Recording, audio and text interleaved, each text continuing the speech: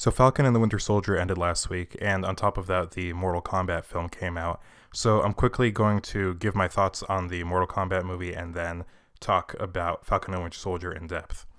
So I actually have pretty much no connection to Mortal Kombat. I've played some of the games, but I don't know any of the lore or the story or anything. And when watching the movie, it really felt that the movie was made for fans of the game and not for your average viewers. So because of that, I didn't really get into the movie, and I'm sort of the opinion that even if a movie is based off of a previous existing product, it should still be able to be accessible to someone who hasn't seen it, while still having fan service for those people that are familiar with it. So because of that, I wasn't really too into it, and I feel like there might have been a version of this movie where if you don't know anything about it, you can get into it, and if you do, then you have all those little Easter eggs. And I'm familiar with fatality and get over here and all that sort of stuff. And like the stuff like with the ice wall or whatever. So moments like that, it was like, oh, okay, that's a thing. That's a Mortal Kombat thing.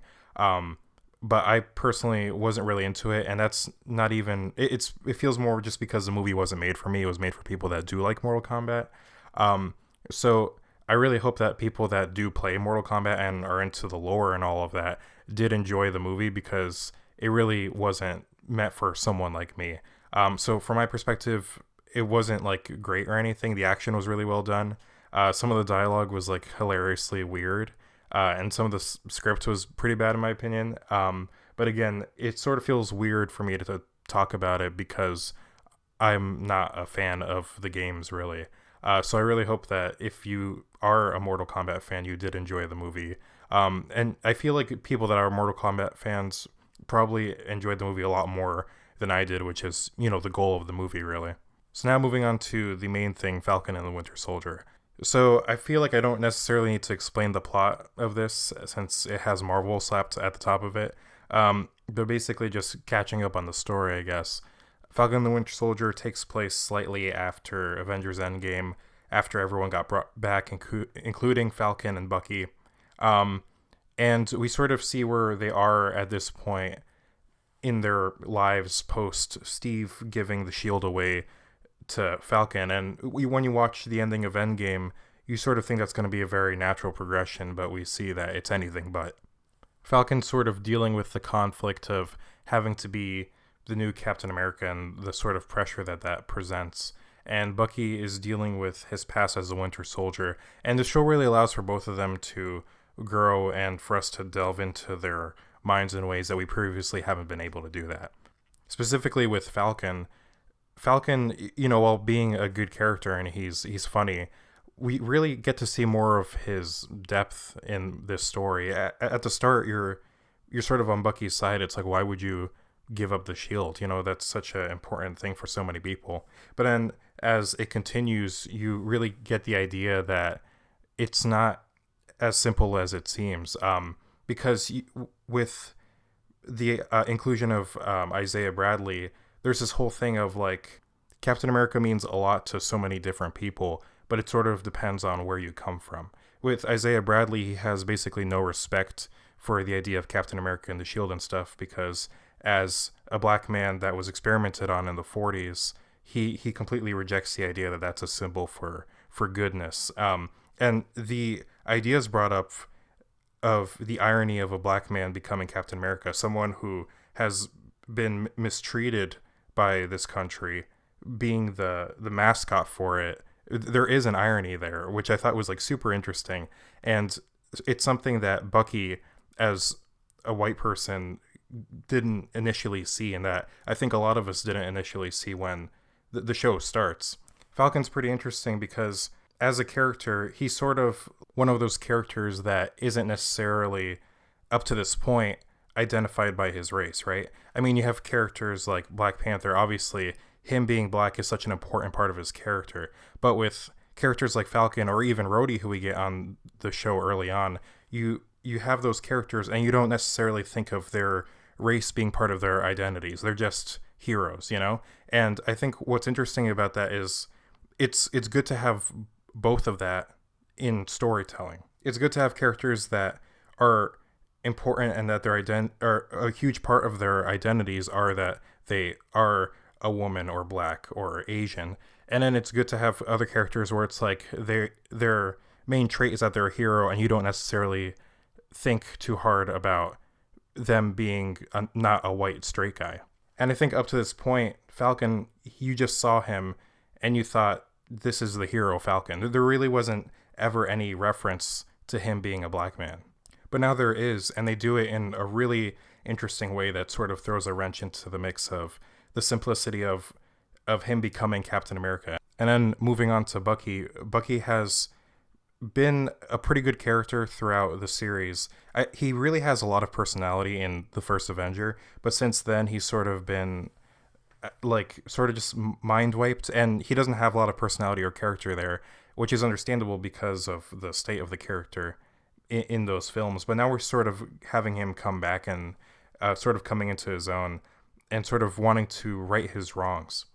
And the show was able to make Bucky pretty interesting, specifically with him dealing with the old man whose son he killed, and dealing with the whole idea of previously having been the Winter Soldier, having killed all those people without having any choice in it. And oddly enough, I found myself really gravitating towards Bucky, because when I look at all the Marvel characters, like the entire catalog, a lot of the time, up to this point, it was really hard for me to think like, which character do I most identify with, right? You know, like I would take those quizzes, you know, like which Marvel character are you? And then I would sometimes get Star-Lord or sometimes get Banner, you know, sort of a combination of those two maybe. But then I watched this show and we really get to go into Bucky's mind, and I was like, shit, like that's me. Like I feel of all the characters that we've had since 2008, I identify most with Bucky in his personality and how he sort of like reacts to things. There's just so much to Bucky that's to be enjoyed that we haven't really exactly seen up to this point.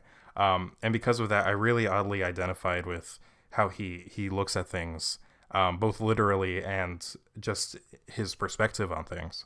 Also, him being in Wakanda and having the relation with the Wakandans, being the White Wolf, all that was really interesting. And then, like, I love what they do with Bucky in terms of just action, because it's basically Winter Soldier action directed towards the bad guys. There's this one part where he like runs up to catch up with a truck. That just like it was just so cool. You know the part I'm talking about when they're catching up to the truck with Carly in it. But the action throughout the series is really well done. Some of the CGI is a bit iffy at points. Specifically in the first episode, some of the explosions don't look great throughout the show. But yeah, it does look really good. Not as good as it could be for television, but the action is pretty great and sort of in the vein of Winter Soldier and Civil War. And speaking of Winter Soldier and Civil War, the music on the show is really great. We have a lot of musical motifs from Winter Soldier and Civil War. We hear Zemo's theme from those films. We hear Winter Soldier's theme.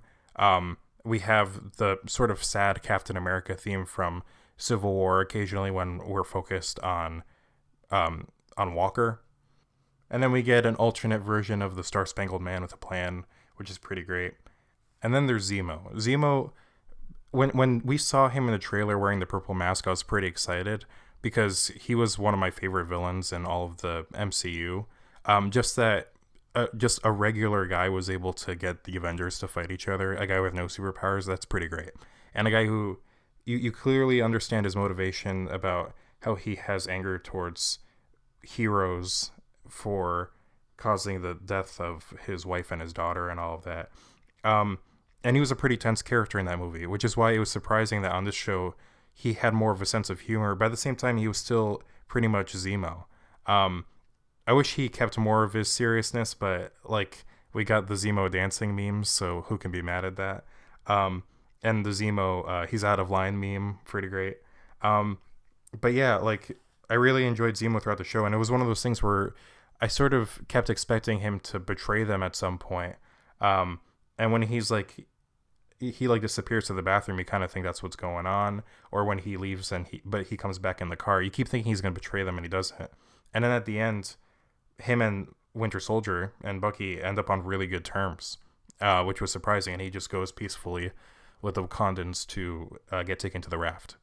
Although I do have one criticism about Zemo, which is the whole thing that he said that, like, Winter Soldier basically brought up that Steve wasn't corrupted by the serum, and then Zemo just agrees with him, and I thought that was really out of character because in Civil War, Zemo was just like about killing super soldiers, basically because the Avengers caused the death of his family, and then he's basically against the idea of Captain America, and he wants the Avengers to kill each other. And then here, Winter Soldier says Cap wasn't corruptible, and then Bucky's like, "Yep." Zemo's like, "Yeah," and then, but that completely contradicts with what his ideology was in Civil War, which is the idea that super soldiers need to get terminated because of his view of Captain America. Like, everyone else sees Captain America as a hero, but from his perspective, Captain America is one of the people that is directly responsible for the death of his wife and his daughter. So because of that, I think that's really out of character, and that should have been written differently, where instead of Zemo agreeing with him, they sort of have different perspectives on Captain America.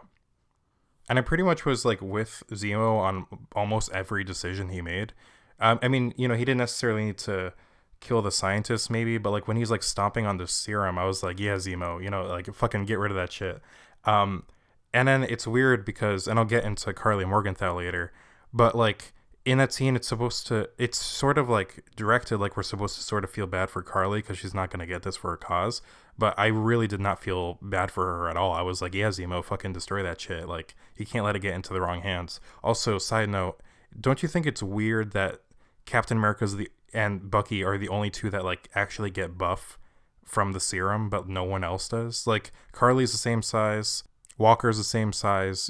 Like basically everyone doesn't get ripped from the super soldier serum except Steve. And I'm not even entirely sure that Bucky did too. He might have just gotten buff on his own. But yeah, that's just something I found odd while watching the show. So now moving on to Walker, aka US Agent. I really love this character, and I was excited for Wyatt Russell to play him. I'm a pretty big fan of him. He's the son of Kurt Russell, who played Ego in Guardians Volume 2. Kurt Russell's great, The Thing and Escape from New York. Great actor from the 80s.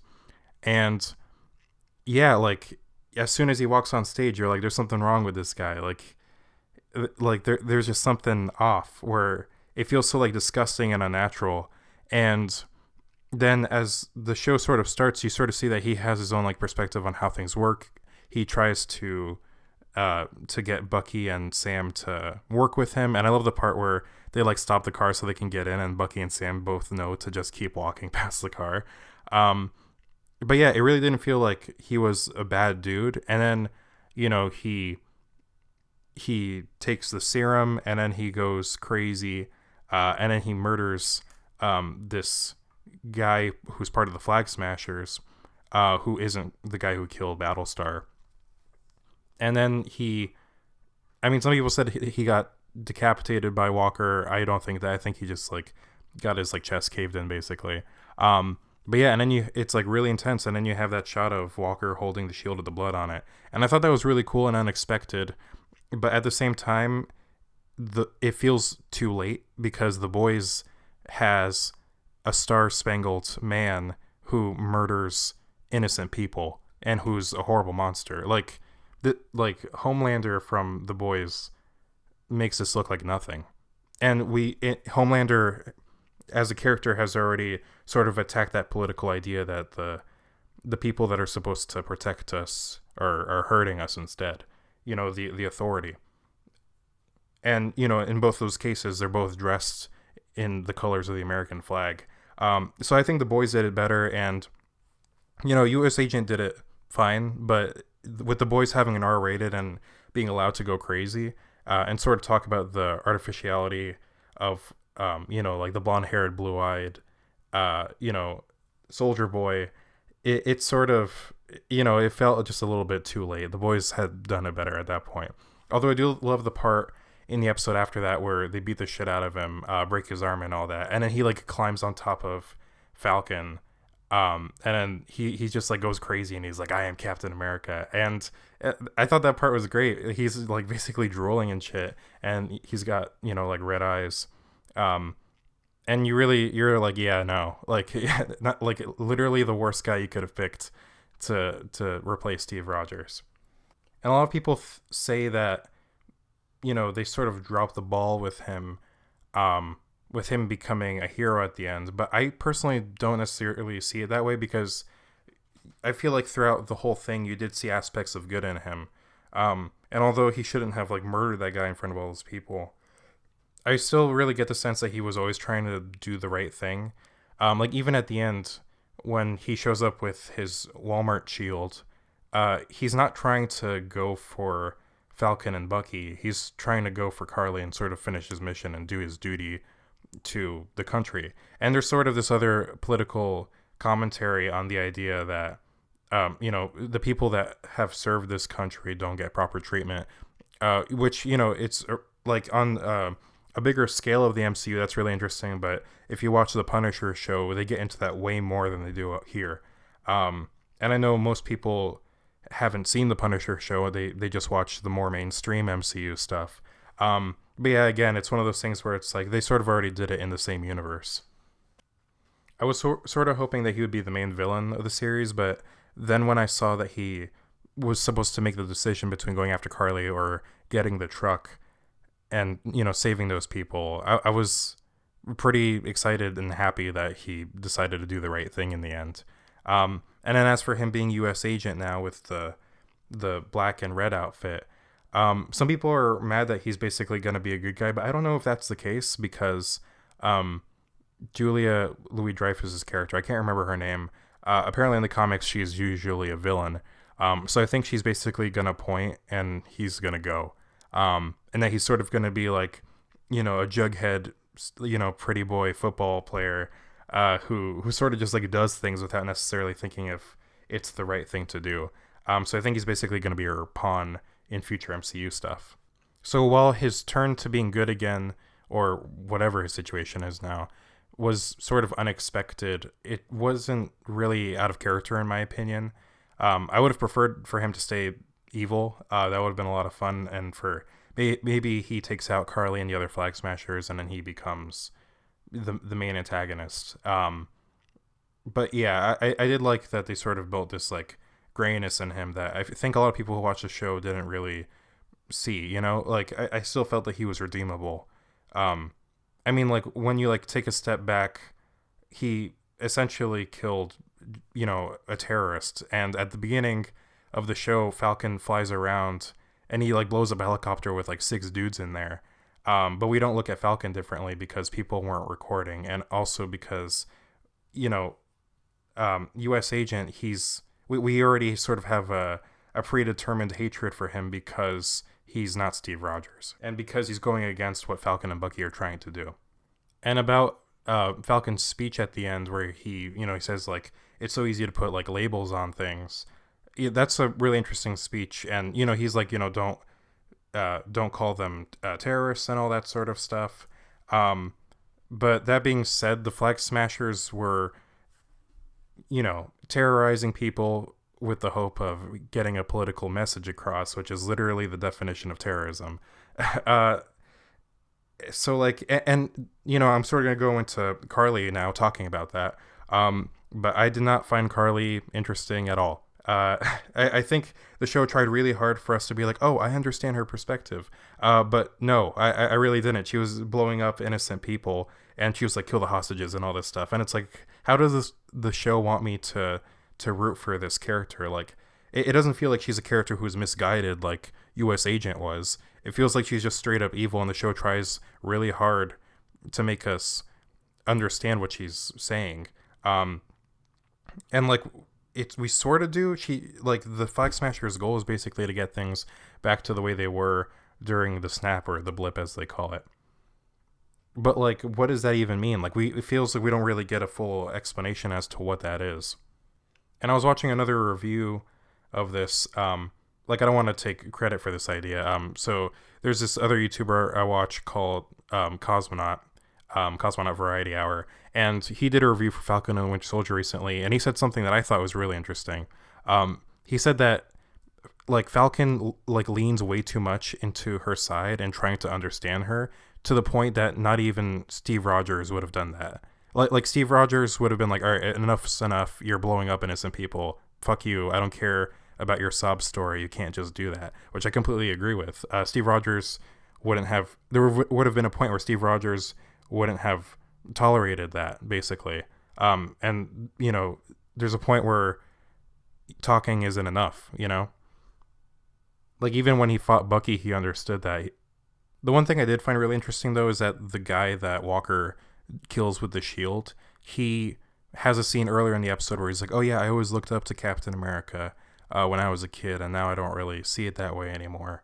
And then he gets fucking murdered by his hero. Like, how terrifying would that be, you know, as your last seconds on Earth?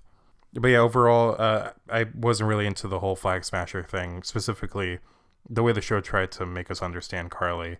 And like, yeah, like while I thought Sam's speech was good and there were a lot of good points in there, I don't necessarily think that what he was saying about like not putting labels, you know, it's putting labels on things obviously makes things easier to deal with that are more complex than what they initially look like. But at the same time, there's not a lot about Carly that makes her different from any of the other villains in the Marvel Universe. In fact, there's other villains in the Marvel Universe that have been where you understand them more. But that's the thing, like just because you understand someone that does bad things, it doesn't mean that they shouldn't, you know, get, you know, taken out in whatever way, you know, whether in prison or having to do something more drastic. Like, I think there should have been a point where Falcon was like, all right, I tried talking to her, she's not listening, let's just do this thing. So now I'm going to talk about Agent 13, and when I saw her in the trailer, I was pretty excited to see her continue from Civil War, and I like that they're not just abandoning characters. Like, we got her back, we got Darcy back in WandaVision, we're getting back Abomination from the Incredible Hulk. By the way, if you're listening to this, the Incredible Hulk is in the MCU. I feel like so many people don't know that it's part of the MCU just because it doesn't have Mark Ruffalo in it. But yeah, that's the second film in the Marvel Universe, and we're getting Abomination back, so that's pretty cool. So yeah, it was cool to see her back, but that being said, it feels like they knew that she was kind of a lame character, and that it was weird that she, you know, kissed Captain America and then he went back to sleep with her aunt. So because of that, they basically turned her into a villain. She's evil, and I don't know that that's going to be enough to save the character, because it already feels kind of, you know, like kind of out of character for her at this point. And she's one of those characters I would have been sort of okay if they just wrote her out, or wrote her in a way where she's working with Bucky and Sam but isn't evil or something. She could have just shown up in the, you know, the first or second episode, or you know, one or two episodes, however many she was in. But yeah, it's like yeah, okay, you know, like I'm not really looking forward to her as a threat, and maybe they'll try to turn her good or something like that. But it doesn't seem like she'll be an effective villain, in my opinion. It was cool that they brought back Batroc the Leaper from the beginning of Captain America: The Winter Soldier, and how he played a part in the movie.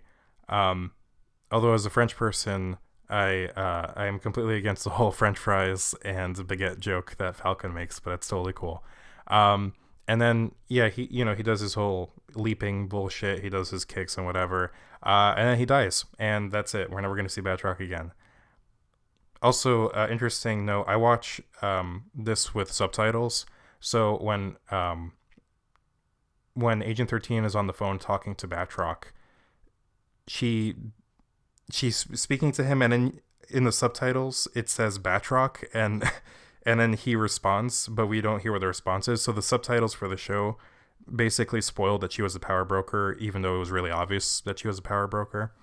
But yeah, like, yeah, I don't know what to say about Agent 13. I'm not really a fan. So overall, I think the show wraps up pretty well. You know, having the Captain America suit on Falcon is pretty great. I think it could use a little touch-ups. The shoulders look a bit weird. But yeah, like the way that the shield like launches off his back and stuff, and how the wings seem to be vibranium. All that's really cool, and I'm really excited to see where it goes from there. Isaiah Bradley getting his spot in the museum is really heartfelt and beautiful. And I was sad that we didn't get to see old Steve Rogers. I was just imagining him watching the TV and seeing new Captain America just like bash the shit out of someone with his shield, and how like heartbroken he must have been. Maybe we'll cover that in the future. And then I wish we had held on Bucky talking to the old man about having killed his son instead of just like cutting away from it really quickly. Like there was some stuff where it's like maybe this show could have used an extra episode. Like we have a whole episode dedicated to like Bucky and Sam like shrimping. And you know, I like when characters just sort of hang out, and especially in high concept TV shows. But yeah, I overall I thought that the show was pretty good. I don't like not as good as WandaVision, but the finale is probably better than WandaVision. I don't know, it's hard to say because like the sort of action stuff in the WandaVision finale wasn't great, but I did like the sort of occasional feeling of The Incredibles, and the emotional ending of Wanda having to say goodbye to Vision and the kids, I think is much more emotional than the ending of Falcon and the Winter Soldier. But I think overall, Falcon and the Winter Soldier has the better finale. So yeah, those are my thoughts on Falcon and the Winter Soldier. I'd say go see it, but you probably already have. It's good. I like the show quite a bit. I wish I had more of the feel of Winter Soldier or Civil War. You know, if the Russo brothers had directed it, that would be great. But I think it emulates their style pretty well. And yeah, I'll hopefully be back with another review soon. And I hope you enjoyed my thoughts on Falcon and Winter Soldier and my very short thoughts on the Mortal Kombat film. Thank you.